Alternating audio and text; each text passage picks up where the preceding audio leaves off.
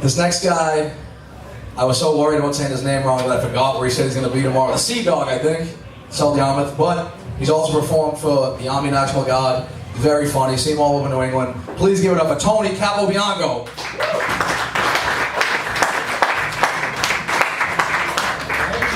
Thank you so much. I like me too. That is so nice of you. It's good to be here. Let me start with a little something about me. I almost became an EMT, everybody. Almost became an EMT. But I have to face facts, that's not the job for me.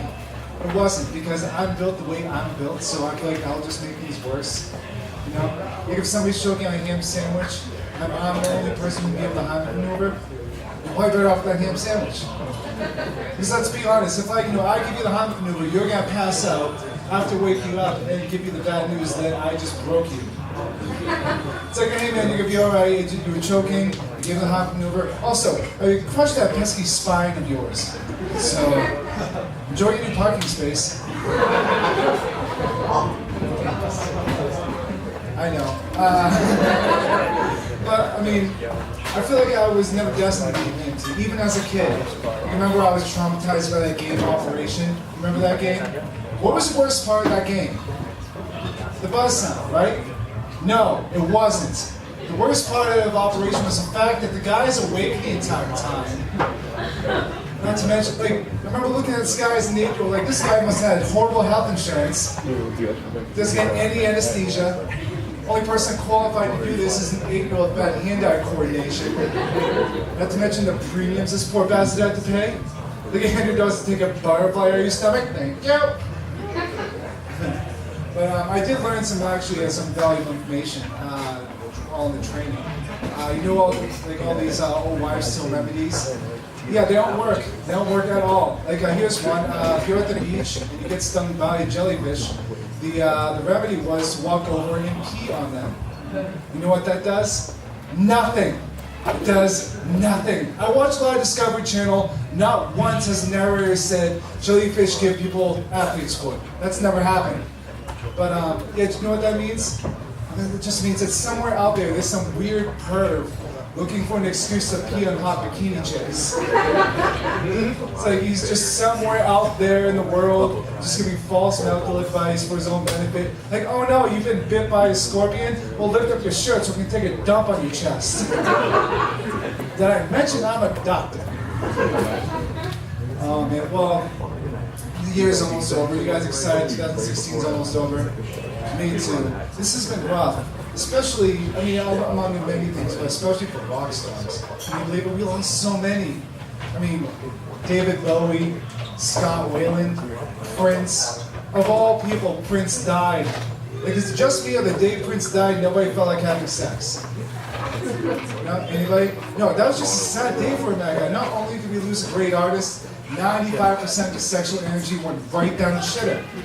I'm looking around like, what is wrong with you people? Let's get to it. This is what Prince would have wanted. Long story short, that pickup line didn't work.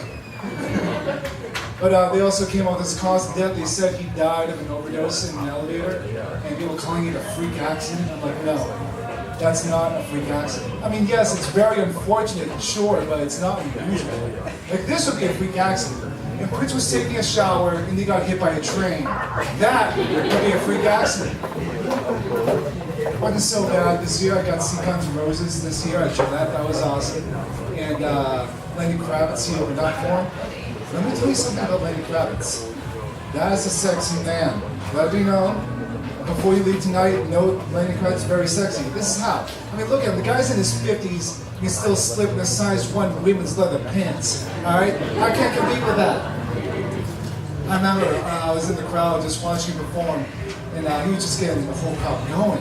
And he just plugging out his guitar, singing real shit. It's like, yeah, there's crazy shit going on in the world today. Only thing can solve it all. It's a little thing called love. Like, oh God!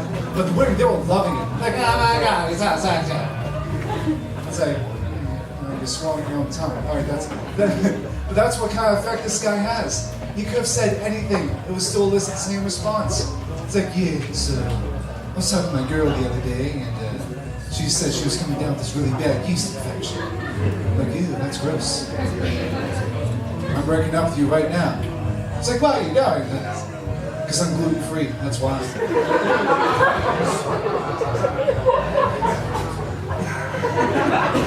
All right, I think I'm gonna stop there. Thank you very much, everybody. Have a good night.